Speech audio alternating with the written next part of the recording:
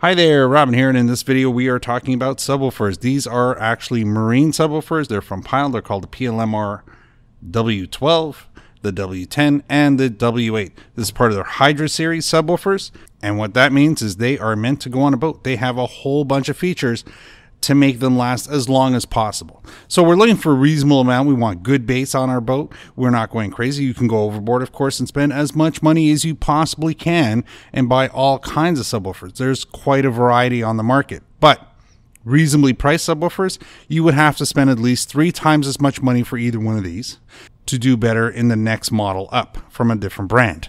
Now, what's going on with these subwoofers that make them marine? They do have to be very resilient because on a boat, there's a lot of impact, there's a lot of water, a lot of humidity. There's all kinds of things going on in a boat that never happen in a car. So what do they start off with?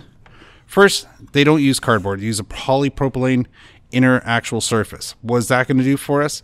It's going to, well, of course, repel water, and it's UV protected in that case. So this is going to help make it waterproof. The next is instead of using a sponge form on the outside, they actually use rubber.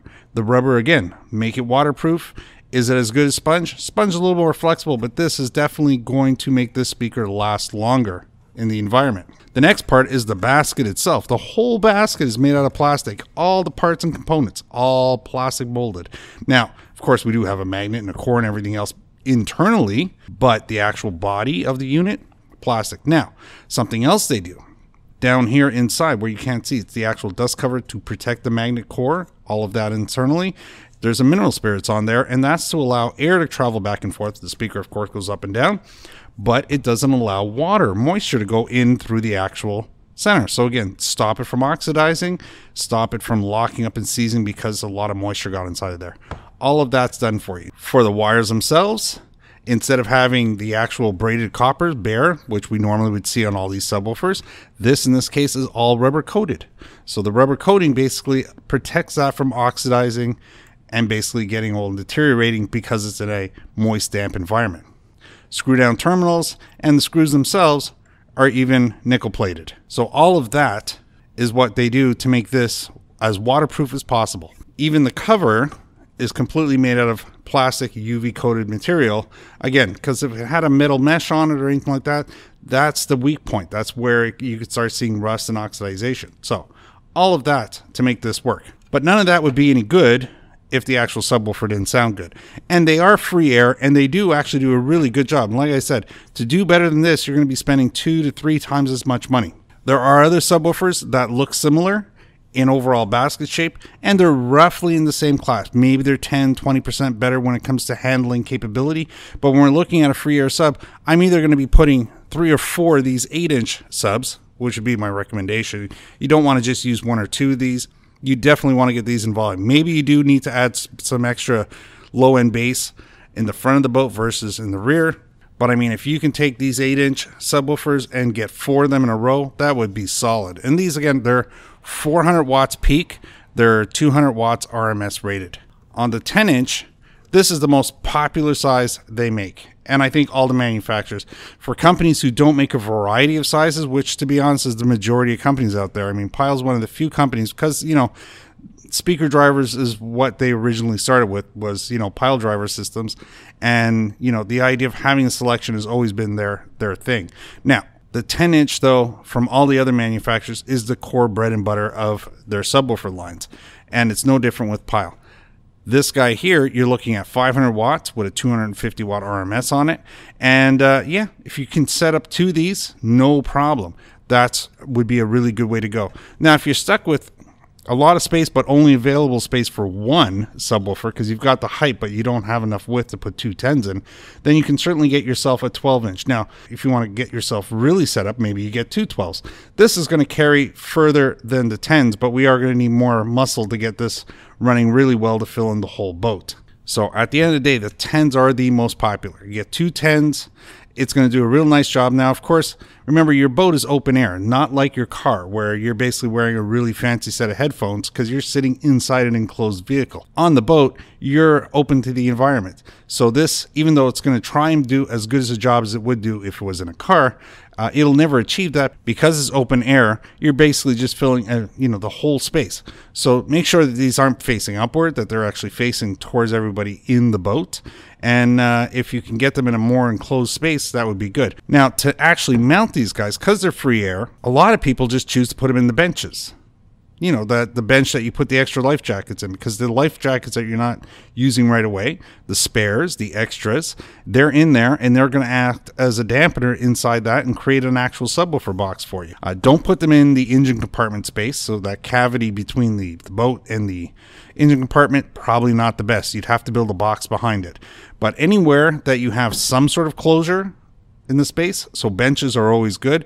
If you put it anywhere else, make sure that the cavity can hold the actual speaker in its place and that the actual unit there's some sort of dampening in there with it. Things to take note of is the actual cover. Now the cover is a twist and turn to lock on. So basically make sure you line up your speaker. It's going to twist and turn to line on. You want to be able to use your template and go against that as a reference. You can tell because there's a notch at the bottom and there's a notch at the top, and those line up the top and the bottom. Now, something extra you can do with this, because a lot of people do like to add lights to the speakers or buy speakers with lights. If you get RGB 5050 waterproof, you can actually lay those around the entire unit inside. The lip is big enough to carry them all the way around, and there's even a hole, a notch right at the bottom of the speaker, well, just off the bottom, which allows you to run all the wires through. So Pyle at this point has not chosen to actually make an actual RGB version. There are RGB versions out there from other companies, but you can get yourself one lighting kit and do 4/8s or do your 210s or maybe just do your 112. That's up to you. Now again, I'm just giving you ideas for numbers. That's really going to be up to you, but it works out really well. The other thing you want to take note of with the cover is that when you're actually screwing the speaker on, it does come with a sponge padded foam, so this when you mount it, it's not going to vibrate. Don't over tighten it, because if you bend the actual housing to tighten it that tight, you won't be able to get the cover on, because the cover is a twist and lock format. It's going to sit in one spot and then it's going to twist and lock in place. When it does that, it's going to settle down. The other thing you want to take note of when you're actually mounting these is if you're mounting them in wood or fiberglass, both of them the same. If it's going into a bench, usually the bench has lots of reinforcement on the edges, but not necessarily in the center. It's like, take away some of the weight off the actual benches. You may decide to get yourself a piece of 3/4 inch plywood, cut out an actual templated ring and cut the hole out for it. That's going to be something you can glue into the back.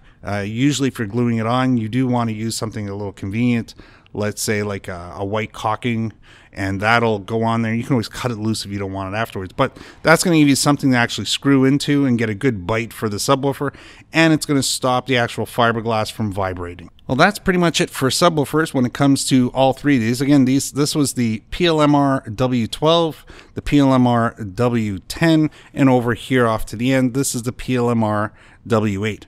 All three of them do a very good job for their size. Again, like I said, you'd have to spend 2 to 3 times more money to actually start making a difference in performance. So if you are looking to go high end, for sure, you're not going to necessarily be walking into this, but this is where 80% of customers like to buy. This is where most people like to shop and get the right amount of product. So this way you can get yourself your amp, your head unit, your radio, your subs, everything for a reasonable price.